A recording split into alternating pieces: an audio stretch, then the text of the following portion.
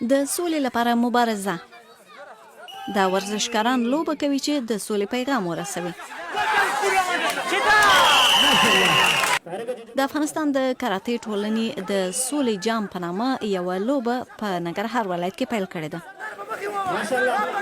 نوموړی ټورنمنټ مو ځکه د سولې کپ په نامه کړی دی چې نن ورځ تاسې ګورئ چې اصل د 100 لوبغاړي د 100 نه ډېر ریفریان او د فصلهاو تماشاچیان چې راغلي د دوی ټولو غږ دا دی په حکومت په ټولو اړخونو باندې غږ کوي چې امن ته نور افغانان او د دغې خاورې اوسېدونکي د جنګ نه په تنګ راغلي دي، امن غواړي، سوله غواړي او موږ دغې په خاطر چې زموږ خپل پیغام دې ټولو خلکو ته ورسېږي. ورزشکارانو په ننګرهار ولایت کې داسې مهال د سولې غږ پورته کړی چې د افغانستان د دولت او طالبانو د ډلې استازو له 13 سپټمبر راهیسې د قطر په دوحې ښار کې د سولې په خبرو بوخت دي. تر اوسه د دې خبرو وروستۍ پایلې روښانه نه دي، خو دغه لوبغاړي چې د سولې جام لوبو کې برخه لري هیله ښیي چې یوه ورځ د سولې او امنیت په فضا کې لوبه وکړي.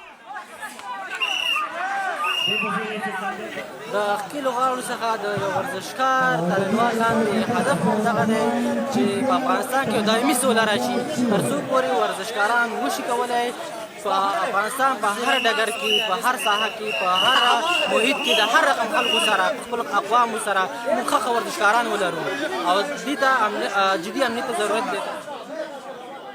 د سپورټي لوبو ترسره کول د دې سبب کیږي چې د کلونو جګړو او تاوتریخوالي ستړي نندارچیان خوشحاله کړي. دا موږ دغه راغلي چې دلته دغه دی هلکان کراته کوي او راغلي دي او موږ پرې خوشحاله یو. دا ساعت موږ غواړو چې دا شی وشي او وطن کې ارامي راشي او موږ روزانه خوشحاله یو.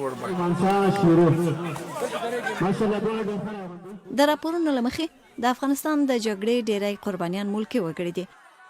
خلک غواړي د سولې او ثبات په ټینګښت سره وینې تویېدل او وژنه د تل لپاره ودرېږي.